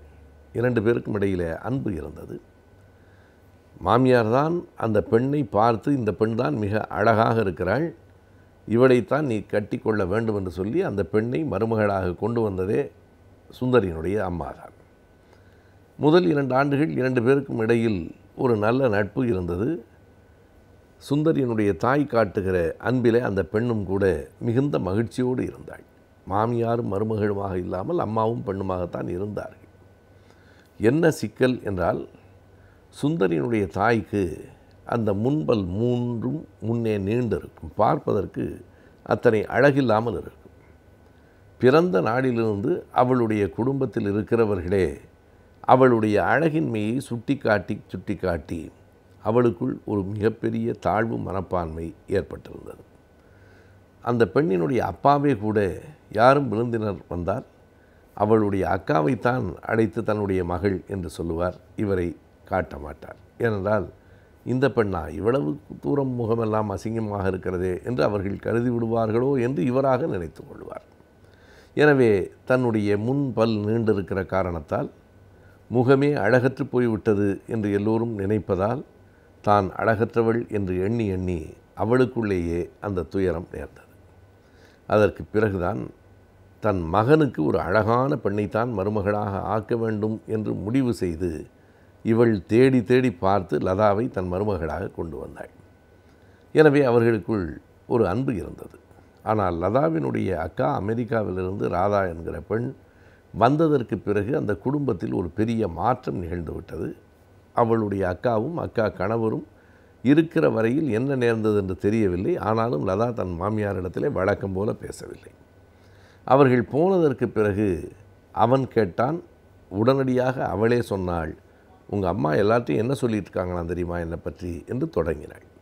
பிறகு அவனுடைய தாயிடத்திலேயே போய், ஏன் என்னை பற்றி எல்லாத்தையும் இப்படி சொல்கிறீங்க என்று கேட்கிறாள். என்ன சொன்னேன் என்று அவளுக்கு தெரியவில்லை. அப்படி ஒன்றும் நான் சொல்லவே இல்லையே, சொல்லுங்கள், என்னை பற்றி எதுவுமே எங்கள் அக்காட்ட சொல்லலையா? ஒன்றுமே சொல்லலையம்மா, ஒரு பேர குழந்தையை பெற்று கொடுத்துட்டா ரொம்ப எனக்கு சந்தோஷமாக இருக்கும்னு சொன்னேன், அதை தவிர வேறு ஒன்றும் சொல்லலையே என்று அம்மா சொன்னாள். 2 ஆண்டுகள் ஆகிவிட்டன. இப்போதும் நாம் பார்க்கலாம், வீட்டில் இருக்கிற பெரியவர்களுக்கு அப்படி ஒரு பழக்கம் உண்டு. திருமணமாகி பிள்ளைகளுக்கு 1 ஆண்டு 2 ஆண்டுகளுக்கு குழந்தை பிறக்கவில்லை என்றால் உடனே அவர்களை பார்த்து, என்னம்மா உண்டாயிருக்கியா, சும்மா தான் இருக்கியா என்று கேட்கிற பழக்கம் பெரியவர்களிடம் உண்டு. இன்றைய தலைமுறையைச் சேர்ந்தவர்கள் ஒரு 4-5 ஆண்டு காலம் நாம் இயல்பாக இருக்கலாம், பிறகு குழந்தையை பெற்றுக்கொள்ளலாம் என்று கருதுவது உண்டு. சில பிள்ளைகளுக்கு இயல்பாகவே அந்த பிள்ளை செல்வம் கிடைக்காமல் போவதும் உண்டு. எப்படி இருந்தாலும் அது உடல் கூறியல் சார்ந்தது, அதை பெரிதுபடுத்த வேண்டியதில்லை. சுந்தரின் தாயும் பெரிதுபடுத்தவில்லை, மிக இயல்பாக மகிழ்ச்சியாகத்தான் அதை சொல்லியிருக்கிறாள்.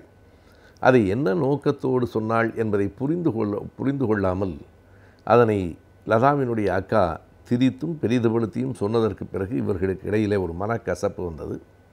சுந்தர் சமாதானம் செய்தான், ஆனாலும் அந்த சமாதானம் நிற்கவில்லை. மெல்ல மெல்ல சின்ன சின்ன சண்டைகளாக தொடங்கி அவை சில நேரங்களில் பெரிய சண்டைகளாகவும் வெடித்தன. இன்றைக்கு காலையில் அப்படித்தான் நடந்தது.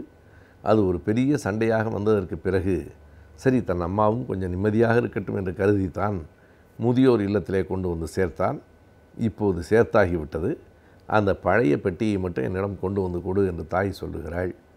என்ன இருக்கும் அந்த பெட்டியில் என்கிற சிந்தனையோடு வீட்டுக்கு வந்தவுடன் அந்த பெட்டியை தேடி எடுக்கிறான். அதில் அப்படி ஒன்றும் இல்லை. அம்மாவினுடைய டைரி இருக்கிறது, சில பழைய புடவைகள் இருக்கின்றன. அந்த டைரியை புரட்டுகிறான். அதில் தான் அவன் வாழ்க்கை பற்றிய பல செய்திகளும் இருக்கின்றன. அந்த டைரியில் தன்னுடைய மனக்குறைகளை அம்மா நெடுநாளாகவே எழுதியிருக்கிறாள். ஏன் எனக்கு இப்படி முன்பல் நீண்டது? ஏன் என்னை பார்த்து எல்லோரும் அழகற்றவள் என்று நினைக்கிறார்கள்? கண்ணாடியில் பார்க்கிற போது எனக்கும் அப்படித்தான் தெரிகிறது என்று அந்த தாய் குமுறி குமுறி எழுதுகிறாள். அவளுடைய திருமணம் எப்படி நடந்தது என்பதை கூட அந்த டைரியினுடைய குறிப்பு சொல்லுகிறது. ராஜு என்கிற ஒரு இளைஞனோடு அந்த பெண்ணுக்கு திருமணத்துக்கு முன்னால் ஒரு பழக்கம் ஏற்படுகிறது. இந்த சுந்தரியினுடைய தாய்க்கு கவிதைகள் எழுதுகிற பழக்கம் உண்டு, நல்ல கவிஞர். அந்த கவிதைகளை காட்டுகிற போது அவன் மகிழ்ந்து பாராட்டுகிறான். மிக நன்றாக இருக்கிறது, நல்ல கவிதை, நல்லாக எழுதுகிறீர்கள் என்கிறான். அவன் கவிதையைத்தான் பாராட்டுகிறான். ஆனால் இந்த பெண்ணோ தன்னையே பாராட்டியதாக நினைத்து கொள்ளுகிறாள். அவன் மீது ஒருதலை காதல் கொள்கிறாள். அவனுக்கு அந்த எண்ணம் இல்லை. ஒரு நாள் 2 பேரும் உட்கார்ந்து இந்த கவிதைகளை பற்றி பேசி கொண்டிருப்பதை ராஜுவினுடைய அப்பா பார்த்து விடுகிறார். ஓ, 2 பேரும் விரும்புகிறார்கள் போல் இருக்கிறது என்று அவராக தவறாக நினைத்து கொண்டு அவரே வந்து பெண் கேட்டு இவர்களுக்கும் ஒரு பெரிய மகிழ்ச்சி. எல்லாம் முடிந்ததற்கு பிறகுதான் அவன் மகனுக்கு தெரிகிறது. அப்போது அவன் ராஜு எதிர்பார்க்கவே இல்லை, அதிர்ச்சிக்குள்ளாகிறான். அந்த முன்பல் நீண்டிருக்கிற அழகில்லாத அந்த பெண்ணையா நமக்கு திருமணம் செய்து வைக்கிறார்கள் என்று ஒரு அதிர்ச்சி. மறுத்திருக்க வேண்டும். பெற்றோரை மீற முடியாது என்று கருதி திருமணத்திற்கு சம்மதிக்கிறான். திருமணம் நடக்கிறது. ஆனால் முதல் நாள் இரவிலிருந்தே அவர்களுக்குள் தொடர்பு இல்லை. அடுத்த நாள் காலையில் அவன் வீட்டை விட்டே போய்விடுகிறான். அப்படி முடிந்து போகிறது அவளுடைய திருமண வாழ்க்கை. இந்த டைரியை படிக்கிற போது தான் சுந்தருக்கு பட்டென்று ஒரு ஐயம் வருகிறது. அப்படியானால் நான் எப்படி பிறந்தேன் என்கிற செய்தி அவனுக்கு தோன்றுகிறது. அவர்கள் 2 பேரும் வாழவே இல்லை. அதற்கும் அந்த டைரியிலே விடை இருக்கிறது. எல்லோரும் பிரிந்து போனதற்கு பிறகு தற்கொலை செய்து கொள்ளலாம் என்கிற முடிவோடு இவள் கடற்கரைக்கு போகிறாள். சுனாமி வருகிறது. சுனாமியில் தூக்கி வீசப்படுகிறாள். கண் விழித்து பார்க்கிற போது இவளுக்கு பக்கத்திலேயே ஒரு குழந்தையும் அந்த சுனாமியில் வீசப்பட்டு இவளுக்கு அருகில் கிடக்கிறது. பிறகு அவளை மீட்கிறார்கள். இந்த குழந்தை யார் என்று கேட்கிறார்கள். என் குழந்தை தான் என்கிறாள். அந்த குழந்தை தான் சுந்தர். யாரோ ஒரு அனாதையை எடுத்து தன்னுடைய குழந்தையாக வளர்த்து அவனுக்கு வேண்டியதெல்லாம் செய்து கொடுத்து ஒரு அழகான மருமகளையும் பார்த்ததற்கு பிறகு அந்த பிள்ளையே கொண்டு போய் அந்த தாயை ஒரு முதியோர் இல்லத்திலே விடுகிற ஒரு சமூகத்தில் தான் நாம் வாழ்கிறோமா என்கிற ஒரு பெரிய கவலையை, வேதனையை அந்த கதை ஏற்படுத்துகிறது. ஒவ்வொருவரும் படிக்க வேண்டிய கதை என்று அதனை சொல்லலாம். பொழுதுபோக்கிற்காக நாம் பயன்படுத்தி கொண்டிருக்கும் இணையதளத்தை வைத்து குறைந்த முதலீட்டில் அதிக லாபம் எப்படி பெறலாம் என்பதை பற்றி ஒவ்வொரு வாரமும் இந்த பகுதியின் மூலமாக நாம் தெரிந்து கொண்டு வருகிறோம். அந்த வகையில் இன்றைக்கும் சில தகவல்களை பற்றி நாம் தெரிந்து கொள்ளலாம். நிகழ்ச்சியில் அடுத்த பகுதியாக வரவிருப்பது ஆலோசனை நேரத்தில் வணிகம் பகுதி.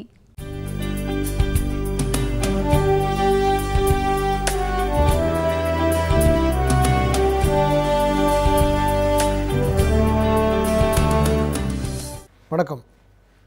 இதுக்கு முன்னாடி பார்த்துருந்த வாரங்களில் நம்ம ஒரு இன்வெஸ்ட்மெண்ட்ஸை எப்படி மேனேஜ் பண்ணணும், ஒரு ஃபைனான்ஷியலாக என்னென்ன தேவைகளை என்ன மாதிரி நம்ம அப்ரோச் பண்ணலாம், ஒரு மார்க்கெட்டிங்னா எப்படி பண்ணணும், எப்படி பிஸ்னஸை டெவலப் பண்ணணும், அப்புறம் ஒரு பிரச்சனை வந்ததுன்னா என்னென்ன ஹேண்டில் பண்ணணுங்கிறத ஒரு வாரமும் வேரியஸ் காம்பினேஷன்ஸில் வேறு விதமான நோக்கத்தோடையும் விதவிதமான அப்ரோச்சுகள்லையும் நம்ம பார்த்து பேசிட்டு வந்துட்டுருக்கோம்.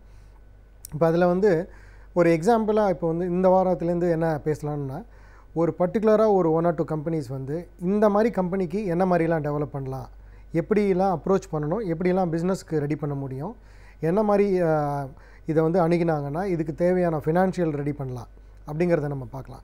இப்போ இப்போ நம்ம சொல்ல போகிறது பர்டிகுலராக ஒரு செக்டார் அப்படின்னு எடுத்துக்கிட்டாலும் இந்த இதுக்குள்ளே இருக்கிற மற்ற எந்தெந்த கம்பெனியாக இருந்தாலும் இந்த அளவுக்கு உண்டான இந்த அளவுக்கு வால்யூம் செய்யக்கூடிய எந்த கம்பெனியாக இருந்தாலும் இதே மாதிரி ஒரு அப்ரோச்சை தேர்ந்தெடுக்கலாம். எக்ஸாம்பிள் பார்த்திங்கன்னா, இப்போ எங்களோட நிறுவனத்துக்கு வர கால்கள் இப்போது ஃபோனோ இல்லை நேரில் வரவங்களோ எங்களுக்கு ஒரு பிஸ்னஸோ இல்லை ஃபைனான்ஷியலோ மென்டாரிங் பண்ணி கொடுங்கங்கிற மாதிரி தான் வருவாங்க. மென்டாரிங் பண்ணுறதுனா என்னென்னா, கன்சல்டன்சிக்கும் ஒரு லெவல் மேலே. கன்சல்டன்சிக்கு ஒரு லெவல் மேலே அப்படின்னா என்ன அர்த்தம்னா, கன்சல்டன்சின்னா வெறும் ஆலோசனை மட்டும் பண்ணி கொடுப்பாங்க. அந்த ஆலோசனையை இம்ப்ளிமெண்ட் பண்ணுறவங்க குறைச்சலாக இருப்பாங்க. இந்த மென்டாரிங்கிறதுல ஒரே டிஃப்ரென்ஸ் என்னென்னா, இதை கடைசி வரைக்கும் இந்த ஒரு கம்பெனியை எத்தனை நாள் வரைக்கும் நம்ம பேசிகிட்டு இருக்கோமோ அத்தனை நாள் வரைக்கும் அந்த அப்ரோச்சோடு எடுத்துகிட்டு போகிறது. இதுலேயே இன்குபேஷன் அண்ட் ஆக்சலரேஷன் சொல்லுவோம். இன்குபேஷன்னா அவங்களுக்கு வேண்டிய இனிஷியலாக ஆரம்பிக்கக்கூடியதுக்கு தேவையான என்னென்ன வசதிகள் இருக்கோ, இப்போ யாரோ ஒரு பிஸ்னஸ் ஆரம்பிக்கிறாங்க, அந்த பிஸ்னஸுக்கு என்னென்ன தேவையெல்லாம் இருக்கோ அதுக்குண்டான வசதிகளை சப்போர்ட் பண்ணுறது. ஆக்சலரேஷன்னா அந்த பிஸ்னஸை நல்லா நடத்தி மேலே கொண்டு வரதுக்கு உண்டான சப்போர்ட்டை பண்ணுறது. ஒரு மென்டாருங்கிறவங்களோட ரோல் எப்படி இருக்குன்னா இன்குபேஷன் அண்ட் ஆக்சலரேஷன் சொல்லக்கூடிய, இது இங்கிலீஷ் வேர்டாக இருந்தாலும் இதோட அர்த்தம் என்னென்னா ஒருத்தர் கூடயே இருக்கிறவர், ஒருத்தர் வந்து மேலே தூக்கி கொடுக்குறவங்க. இது ரெண்டுத்தையும் சேர்ந்து செய்யும்போது தான் இந்த மென்டாருங்கிற டைட்டில் வந்து வரும். இதில் பார்த்திங்கன்னா வெறும் கன்சல்டன்சிங்கிறது வந்து ஒரு அனுபவத்தில் சொல்கிறதும் ஓரளவு அது சம்மந்தப்பட்ட படிப்புலேருந்து வர்றதும். மென்டாருங்கிறது வந்து அனுபவம் ப்ளஸ் வந்து வெறும் தொழிலில் ஆலோசனை செஞ்ச அனுபவம் மட்டும் இல்லாமல் அந்த தொழிலை நடத்தின அனுபவமும் இருக்கும். மென்டாராக இருக்கிறவங்களுக்கு வந்து அதிகப்படியான தொழில் நடத்தின அனுபவங்கள் இருக்கும் வேறு செக்டாரில். ஸோ அந்த மாதிரி நிறுவனங்கள், அந்த மாதிரி கால்ஸ் எங்கள் நிறுவனத்துக்கு வரதில் ஒரு எக்ஸாம்பிள்லேருந்து நான் உங்களுக்கு சொல்கிறேன். இப்போ இன்றைக்கி பார்த்தீங்கன்னா ஒரு பேக்கரி பிஸ்னஸ் நடத்தினவங்க வந்து ஒருத்தவங்க ஃபோன் பண்ணி பேசினாங்க, நேராக வந்திருந்தாங்க. அப்புறமா அவங்க என்ன சொன்னார், எனக்கு வந்து நான் ஒரு நாளைக்கு ஒரு மாதத்துக்கு நான் 5 லட்ச ரூபாய்க்கு பேக்கரி ப்ராடக்ட்ஸை நான் தயார் பண்ணிகிட்ருக்கேன். அதாவது ஒரு பாக்கெட்டை வந்து ஒரு நாளைக்கு சேல்ஸ் வந்து எனக்கு 20,000 ரூபா வருது. ஆவரேஜாக ஒரு மாதத்துக்கு நான் 5லேருந்து 6 லட்ச ரூபா பிஸ்னஸ் பண்ணிகிட்ருக்கேன். இப்போ என்னோடய தொழிலுக்கு தேவையான ஃபைனான்ஸ் வேணும், அதேமாதிரி என்னோடய தொழிலுக்கு தேவையான மார்க்கெட்டிங் சப்போர்ட் பண்ணணும் அப்படிங்கிறது வந்தாங்க. இப்போது இந்த விஷயத்தை நான் ஏன் உங்களுக்கு இப்போ இங்கே நான் சொல்கிறேன்னா, இதே மாதிரி இந்த லெவலுக்கு உண்டான வெறும் பேக்கரி தொழில் மட்டும் கிடையாது, இந்த மாதிரி இந்த லெவலுக்கு உண்டானவங்க இப்போ இந்த மாதிரி கேபிட்டல் போட்டிருக்கவங்கள இதை நீங்கள் வந்து இதே மாதிரி ஓரளவு அட்ஜஸ்ட் பண்ணி தெரிஞ்சுக்கலாம். இப்போ அவர் வந்து நம்ம அவர்கிட்ட கேட்ட கேள்வி வந்து என்னென்னா, நீங்கள் எவ்வளோ முதலீடு போட்டிருந்தீங்க அப்படின்னா அவங்க வந்து சொன்னாங்க, நான் 12 லட்ச ரூபா போட்டிருந்தேன். இப்போ எவ்வளோ சேல்ஸ் பண்ணுறீங்க அப்படின்னா, ஒரு நாளைக்கு நான் 20,000 ரூபா, ஒரு மாதத்துக்கு 6 லட்ச ரூபா கிட்டக்க 5 லட்ச ரூபா ரேஞ்சில் பண்ணிக்கிட்டு இருக்கேன். பிஸ்னஸ் ஆரம்பித்து எவ்வளோ நாள் ஆயிருக்குன்னதுக்கு 3 மாதம் ஆயிருக்குன்னு சொன்னாங்க. இப்போது அவரோட தேவை வந்து பணம் வந்து இப்போ போட்டிருக்கிற பிஸ்னஸ்க்கு ஃபுல்லாக அவருக்கு ஆர்டர் வந்துருச்சு, பிஸ்னஸ் நல்லா போயிட்டுருக்கு. ஆனால் அதுக்கு மேலே அவரால் போக முடியல. அதே மாதிரி பணம் வந்துருச்சுன்னா அதுக்குண்டான ஆர்டரும் வேணும். இந்த ஆலோசனைக்கு எங்கள்கிட்ட வந்தோன்னே இப்போ நம்ம வந்து அவர்கிட்ட கேட்டது, இப்போ ஏற்கனவே எந்த பேங்க்கில் அக்கௌண்ட் வச்சுருக்கீங்க, இப்போ என்னன்னா நம்ம ஒரு பர்டிகுலர் பேங்க்கில் வச்சுருக்கேன்னு சொன்னார். இப்போ அந்த பேங்க்கில் நீங்கள் எதுவும் லோன் வாங்கியிருக்கீங்களா? இல்லை. இப்போ லோன் வாங்கலை, ஏற்கனவே 13 லட்சம் போயிருக்கேன். இந்த 13 லட்சம் பணம் எங்கே போச்சு அப்படின்னு பார்த்தீங்கன்னா, 7.5 லட்ச ரூபா இன்டீரியருக்கும் மிஷினரிக்கும் போயிடுச்சு. 7.5 லட்ச ரூபா மிஷினரிக்கு அதுக்கு நடத்துறதுக்கு உண்டான பேசிக் இன்ஃப்ராஸ்ட்ரக்சர் போயிடுச்சு. ஒரு 2.5 லட்ச ரூபா இன்டீரியர் போயிடுச்சு. ஒரு 1.5-2 லட்ச ரூபா தான் அவர் ரா மெட்டீரியலுக்கு காசு வச்சுருந்துருக்காரு. மார்க்கெட்டிங்க்கு எந்த விதமான பட்ஜெட்டுமே அவர் வச்சுக்கல. இதுலேருந்து என்ன தெரியுதுன்னா, இந்த மாதிரி நிறுவனம் பண்ணும்போது நம்மள்ட்ட 12 லட்சம் தான் இருக்குதுன்னு தெரிஞ்சிருந்ததுன்னா, அந்த 7 லட்சம் மிஷினுக்கு பதிலாக இன்னொரு 1 லட்சம் கொஞ்சம் கம்மி பண்ணியிருக்கலாம். 2 லட்சம் இன்டீரியருக்கு பதிலாக ஒரு 1.25 லட்சமாக கொஞ்சம் பண்ணியிருக்கலாம். ரா மெட்டீரியல்ஸ் எடுத்தோன்னா 1.25 லட்சத்துக்கு வாங்குறதுக்கு பதிலாக 1.25 லட்சம் வாங்கிட்டு ஒரு 50,000 இல்லை 75,000 மார்க்கெட்டிங்க்கு செலவு வச்சுக்கிட்டு ஒரு 50,000 இல்லை 75,000 இல்லை 1 லட்ச ரூபாயோ ஒர்க்கிங் கேபிட்டலுக்கு கொஞ்சம் வச்சுருந்துருக்கலாம். இப்போ இந்த கிளைண்ட்டோட வந்து மிஸ்டேக் அப்படின்னு பார்த்தீங்கன்னா, ஒர்க்கிங் கேபிட்டலுக்கும் மார்க்கெட்டிங்க்கும் பணம் வச்சுக்காது. இது வந்து ஒரிஜினலாக மிஸ்டேக் கிடையாது. ஆனால் கண்டிப்பாக 2-3 மாதத்தில் கொஞ்சம் அதிகப்படியான பாதிக்கிற நிலைமைக்கு வரும். ஏன்னா இந்த பிஸ்னஸை பொறுத்த வரைக்கும் கேஷ் அண்ட் கேரி பிஸ்னஸ் தான் பண்ணுறாங்க. வாங்குறவங்கள்ட்டையும் ரா மெட்டீரியல், அதாவது அதுக்குண்டான தேவையான பொருள் வாங்குறவங்கள்ட்டையும் கேஷ் கொடுத்து தான் வாங்குறாரு. நம்ம சப்ளை பண்ணும்போது கடையில் வந்து வாங்குறவங்கள்ட்டையும் கேஷ் கொடுத்து தான் வாங்குறாங்க. ஸோ அப்படி இருக்கும்போது கேஷ் அண்ட் கேரி பிஸ்னஸ் இருக்குது. ஸோ ஸ்டாக் எவ்வளோ இருக்கோ அந்த ஸ்டாக்ஸ் வந்து ஓடணும். ஓடாத ஸ்டாக்ஸ் வந்து நம்ம அப்படியே ரொட்டேஷனில் இருந்துகிட்டு இருக்கோம். ஓடாத ஸ்டாக்ஸ்னு சொல்ல முடியாது, ஒரு வாரத்தில் 10 நாளில் ரொட்டேஷனில் போயிட்டுருக்கோம். இந்த 1.25 லட்ச ரூபாவோட ஸ்டாக்ஸ் அவர் வாங்கியிருக்கிற ஸ்டாக் வந்து பார்த்திங்கன்னா ஒரு நாளைக்கு 20,000 ரூபா சேல்ஸ் நீங்கள் கணக்கு பண்ணிங்கன்னா ஒரு மாதத்துக்கு 6 லட்ச ரூபா. இப்போ 1.25 லட்சத்துக்கும் 6 லட்சத்துக்கும் உண்டான கேப் பார்த்திங்கன்னா 3.25 லட்ச ரூபா கேப் இருக்குது. இந்த 3.25 லட்ச ரூபா கேப்புக்கு வந்து இப்போ இவரோட ப்ராடக்ட் ரொட்டேஷன் படி பார்க்கும்போது இவர் ரொம்ப குயிக்காக அந்த பணத்தை ரொட்டேட் பண்ணுறாரு. இந்த குயிக்காக ரொட்டேட் பண்ணும்போது என்ன ஆகும், திரும்ப ரா மெட்டீரியல் வாங்கி ஸ்டோர் பண்ணுற லெவலுக்குலாம் அவருக்கு டைம் இல்லை. இன்றைக்கி நாளைக்கு கிளம்புற வேணுங்கிறது நாளைக்கு கிளம்புற தான் வாங்கி பண்ணுற மாதிரி நிலைமையில் அவர் இருக்கிறார். ஸோ இந்த மிஸ்டேக்கை அவாய்ட் பண்ணிக்கிறதுக்கு என்ன பண்ணணும்னா, இன்னொரு 1 லட்சம் 1.5 லட்சம் ஒர்க்கிங் கேபிட்டலை இன்க்ரீஸ் பண்ணியிருந்துருக்கணும். கொஞ்சம் மார்க்கெட்டிங்க்கு சப்போர்ட் பண்ணியிருந்துருக்கலாம். இது ரெண்டையும் பண்ணியிருந்தாருன்னா இவர் வந்து கண்டிப்பாக வந்து ஒரு 6-7 மாதத்துக்குள்ளே இவரோட ஆவரேஜ் டர்ன் ஓவர் ஒரு 10-12 லட்ச ரூபாய்க்கு வந்துடும். எதனால் நான் சொல்கிறேன்னா, இவரை பொறுத்த வரைக்கும் இப்போ ஓவர் ப்ரொடக்ஷனில் தான் இருக்கார். அதாவது பணம் போட்டு பிஸ்னஸ் பண்ண முடியாத நிலமையில் இல்லை, பணம் போட்டுட்டு நிறைய பிஸ்னஸ் பண்ணக்கூடிய நிலமையில் இருக்கார். ஸோ பிஸ்னஸில் வந்து பிரச்சனைகள் வரும்போது பார்த்திங்கன்னா வெறும் பணம் இல்லாமல் இருக்கிறதுனாலையும் வராது. ஓவராக பிஸ்னஸ் வந்தாலும் பிரச்சனையாகிடும், ஓவராக பிஸ்னஸ் வரலைனாலும் பிரச்சனையாகிடும், பணம் அதிகமாக இருந்தாலும் பிரச்சனையாகிடும், பணம் ஒன்றும் இல்லைனாலும் பிரச்சனையாகிடும். எல்லாமே வந்து மீடியமாக இருந்தால் ஒழிய எதுவும் வராது. எக்ஸாம்பிள் பார்த்திங்கன்னா ஓவராக பணம், அதாவது பிஸ்னஸ் ஓவராக வந்துச்சுன்னா கண்ணாமண்ணான்னு பாரோ பண்ணுவாங்க, இல்லைனா தவறு பண்ண ஆரம்பிப்பாங்க, ரொட்டேஷன் வந்து அதிகப்படியாக பாதிக்கும். ஸோ அப்போ பாதிக்கிறதுக்கு சான்சஸ் இருக்குது. அதேமாரி பணம் இல்லைன்னா அவர் இப்போ பிஸ்னஸே இல்லைன்னா என்ன ஆகும், அவரோட ஸ்டாக்ஸ்லாம் தங்கிடும், பிஸ்னஸை மேலே டெவலப் பண்ணுறதுக்கு ஒர்க்கிங் கேபிட்டலுக்கு செலவு பண்ணிக்கிட்டு இருப்பாங்க, அதில் போய் அவர் லாஸ் ஆவார். அதேமாதிரி ஃபைனான்ஷியல் ஓவராக இருந்ததுன்னா என்ன பண்ணுவாங்கன்னா இன்ஃப்ராஸ்ட்ரக்சரை இன்க்ரீஸ் பண்ணிக்கிட்டே போவாங்க, க்ரோத்தை பிஸ்னஸ் டெவலப்மெண்ட்டை விட்டுடுவாங்க. ஸோ என்ன ஆகும், பணத்தெல்லாம் முதல்ல இன்ஃப்ராஸ்ட்ரக்சர்னு பண்ணி இதை வந்து எவ்வளோ தூரத்துக்கு நமக்கு அழகாக பண்ண முடியுமோ, எவ்வளோ தூரத்துக்கு நல்லா பண்ண முடியுங்கிறத நினச்சிக்கிட்டு அதுலேயே செலவு பண்ணி வால்யூமை விட்டுடுவாங்க. ஃபைனான்ஷியலே இல்லைன்னா ரா மெட்டீரியல் வாங்க முடியாது, ரா மெட்டீரியல் இல்லைன்னா பிஸ்னஸை டெவலப் பண்ண முடியாது. எல்லாமே ஒன்றுக்கு ஒன்று கனெக்ஷனில் உள்ள விஷயம். இப்போ நான் சொன்ன அந்த 4 விஷயத்தையும் கரெக்டாக கணக்கு பண்ணிட்டீங்கன்னா 100% வந்து பிஸ்னஸில் சக்ஸஸ்ஃபுல்லாக போகலாம். நான் ஏற்கனவே நான் சொல்லியிருந்த மாதிரி இப்போ வந்து டோட்டலாக பிஸ்னஸ் நடத்துகிறவங்கள பார்த்தீங்கன்னா அப்ராக்சிமேட்டாக ஒரு 80-90% ஆஃப் த பிஸ்னஸ் பீப்புள் வந்து 4.5 வருஷத்தை தாண்டிட்டாங்கன்னா, எவங்கெல்லாம் வந்து 5 வருஷம் பிஸ்னஸை நல்லபடியாக தாண்டுறாங்களோ அவங்கெல்லாம் வந்து 100% சக்ஸஸ்ஃபுல்லாக வந்துடுவாங்க. இந்த 90% பீப்புள் வந்து இந்த 4.5 வருஷத்தில் ஃபெயிலியர் ஆகிறதுக்கு காரணம் வந்து மெயினாக மார்க்கெட்டிங்க்கு உண்டான பிளான் பண்ணிக்காததும் ஒர்க்கிங் கேபிட்டலுக்கு உண்டான பணமும் வச்சுக்கிறது, அதுதான் காரணம். அதாவது வந்து ஏற்கனவே அவங்களுக்கு தெரிஞ்சிருக்கும், இல்லைனா ஒரு எக்ஸ்பீரியன்ஸை பேஸ் பண்ணி அந்த தொழிலுக்கு வந்திருப்பாங்க. அந்த தொழிலுக்கு வந்திருக்கும்போது நம்மள்கிட்ட கையில் இருக்கிற காசை வச்சுக்கிட்டு நம்ம எல்லாமே பண்ணிடலாம், இல்லை வந்திருக்கிற ஆர்டரை நினச்சிக்கிட்டே நம்ம பண்ணிடலாங்கிறத நினைக்கும்போது அவங்களால அந்த பிளானை கரெக்டாக நடத்த முடியாது, ஓவராக ஃபினான்ஷியல் ஸ்ட்ரெஸ்ஸில் போவாங்க, பிஸ்னஸில் மாட்டிக்குவாங்க.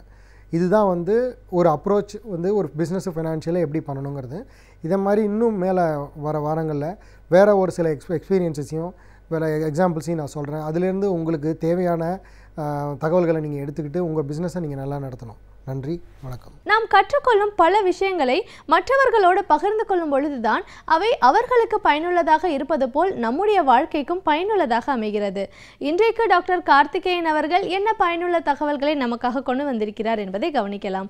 நிகழ்ச்சியில் நிறைவு பகுதியாக வரவிருப்பது கற்றலும் கற்பித்தலும்.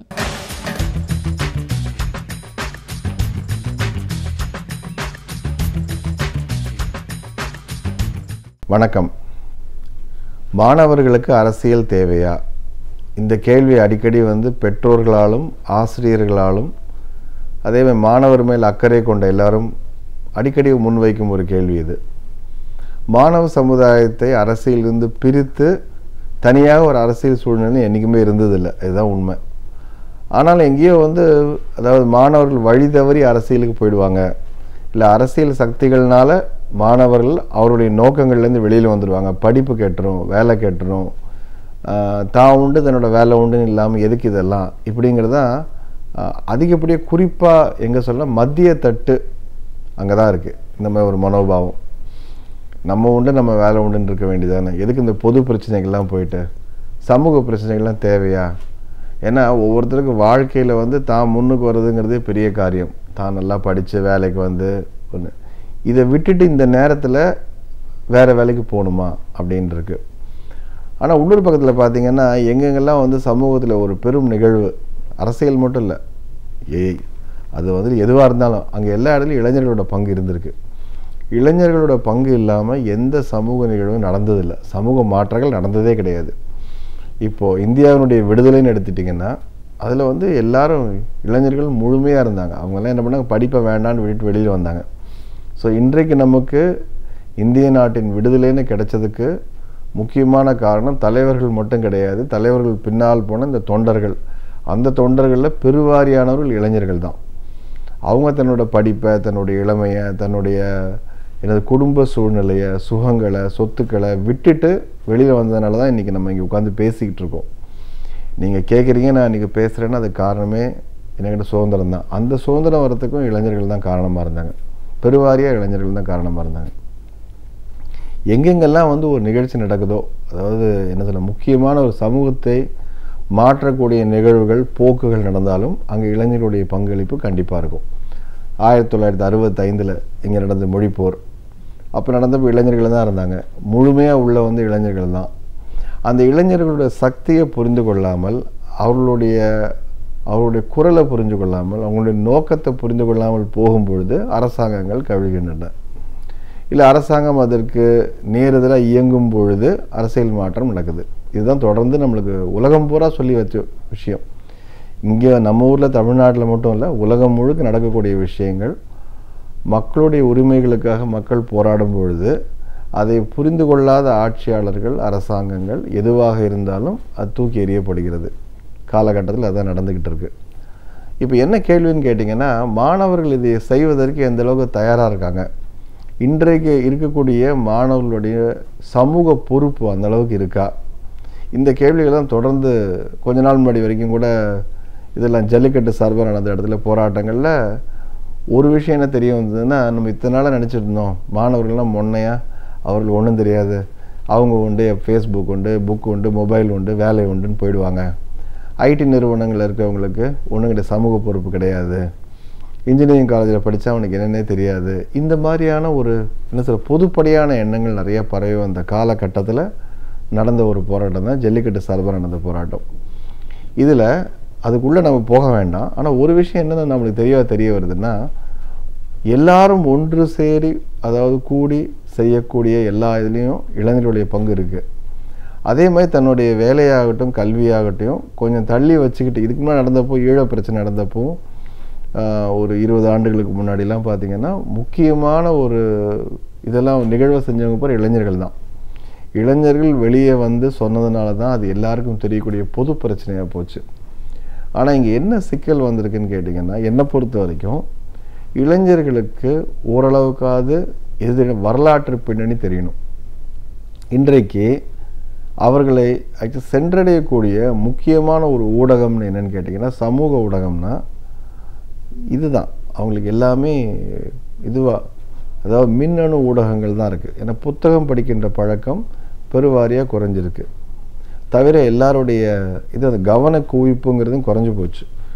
ஒரு 600 பக்கத்து புக்கை முழுசாக படிக்கக்கூடிய அளவுக்கு இன்றைக்கி எத்தனை பேர் இருக்காங்கன்னு எனக்கு தெரியல. இன்னொன்று இவங்களுக்கு யார் இவங்களெல்லாம் வந்து சொல்கிறாங்க அப்படின்னு பார்த்தா, இவர்களுக்கு இருக்கக்கூடிய தலைவர்கள் அவருடைய தகுதிகள் நோக்கங்களையும் பார்க்கும் பொழுது என்னுடைய சந்தேகம் என்னன்னு கேட்டால், இவர்களுக்கு வரலாற்று பின்னணி தெரியுமா? அதாவது ஒரு கட்சி ஒரு இயக்கம் இல்லாட்டி ஒரு தலைவர்னா கூட அவர்களுடைய பின்னணி என்ன, அவருடைய சித்தாந்தங்கள் என்ன, அவங்க என்ன மாதிரி விஷயங்களை முன் வைக்கிறாங்க, ஆட்சிக்கு வந்தால் என்னென்னலாம் செய்வாங்க, இவங்க ஆட்சிக்கு வந்தால் இவங்க என்ன செய்வாங்க, இதனால் யாருக்கு லாபம், யாருக்கு இது பாதிப்பாகும், இப்படிங்கிறத பற்றி ஒரு குறைந்தபட்ச அறிவு படித்த மக்கள்கிட்டே இல்லை. அதான் உண்மை. நான் அடிக்கடி கேட்கறது என்னோட இதில் வகுப்பில் கேட்கறது உண்டு. இப்போ இடதுசாரினா என்ன, வலதுசாரினா என்ன, இது திராவிட அரசியல் என்ன, தலித் அரசியல் என்னன்னு கேட்கும்பொழுது திரும்ப திரும்ப மனிதர்களை பற்றிய அபிப்பிராயங்களை சொல்கிறாங்களே ஒழிய யாருமே எதையுமே புத்தகங்கள் மூலமாகவோ இல்லை ஒரு சொற்பொழிவு மூலமாகவோ இல்லை நல்லா யாராவது ஒருத்தர் படித்தவர் அவர் சொன்ன கருத்துக்களை கூட கேட்காமல் ரொம்ப பொத்தாம்பொதுவான ஒரு அபிப்பிராயங்களை வச்சுருக்காங்க. இவர் நல்லவர், இவருக்கு அவர் பரவாயில்ல, அவர் மோசம், அவர் வந்தால் சரி கிடையாது, இவர் இப்படி எப்படின்னு சொல்லி தனிநபர் பற்றிய அபிப்பிராயங்கள் தான் இங்கே அதிகமாக இருக்குது. இன்னொருத்தர் ஒரு ஸ்டெப் மேலே போய் சொல்லுவாங்க, அரசியல் கட்சிகளுக்கு சித்தாந்தமே கிடையாது, எல்லாத்தையுமே சாடுற மாதிரி ஒரு எண்ணத்தில். அவங்களுக்கு தேவை என்னங்க, எல்லாமே இதுதான், அத்தனையுமே எனக்கு ஒரே குட்டையில் உருண மட்டைகள். மிக மிக தவறான ஆபத்தான ஒரு எண்ணம் இது. கட்சிகளுக்கு சித்தாந்தங்கள் இருக்குது. அதாவது கட்சி தோன்றுவதற்கான ஒரு தேவை, சமூக தேவை ஒன்று இருக்குது. அந்த சமூக தேவையின் காரணமாக தான் அந்த கட்சி உள்ளே வருது. அப்போது அதை நோக்கி தான் அங்கேருந்து எந்த அளவுக்கு அவங்க வந்து அதிலேருந்து இது இல்லாமல் அதாவது மீறாமல் பயணம் செஞ்சாங்கங்கிறது வேறு விஷயம். ஆனால் இந்த ஒரு கட்சினா அதற்கான வெளி இது, அதற்கான நோக்கம் இது, அதற்கான மக்கள் இவர்கள் அவருடைய அரசியல் முன்வைக்கிறாங்கன்னா அப்படிங்கிறது எல்லா கட்சிகளுக்கும் இருக்குது. நீங்கள் எந்த கட்சி வேணால் எடுத்து பாருங்கள், ஒவ்வொன்றுத்துக்கும் ஒரு நோக்கம் இருக்குது. அது இல்லாமல் இருந்த எல்லா இதுவும் கட்சிகளும் காணாமல் போய்விட்டன. ஒரு கட்சி பல ஆண்டுகளாக இருக்குது அப்படின்னா, பல ஆண்டுகளாக இருக்குன்னா கண்டிப்பாக அதற்குன்னு ஒரு சித்தாந்தம் இருக்குது, ஒரு நோக்கம் இருக்குது, அதுக்குன்னு தலைமை இருக்குது, அதுக்குன்னு ஒரு செயல்பாடுகள் இருக்குது. இதுதான் முதல்ல அடிப்படையான விஷயம். என்னென்னா, கட்சி சார்பு இல்லாமல் கட்சிகள் சொல்லக்கூடிய, அரசியல் சொல்லக்கூடிய, சமூக இயக்கங்கள் சொல்லக்கூடிய செய்திகள் என்ன, சித்தாந்தங்கள் என்ன, இதை பற்றி ஒரு ஓரளவுக்கான புரிதல் ரொம்ப அவசியம் நினைக்கிறேன். அதற்கான சூழல் இருக்கா, அதற்கான சிக்கல்கள் என்ன, ஏன் அதை அறிந்து கொள்ளணும் என்பதை பற்றி தொடர்ந்து பேசுவோம்.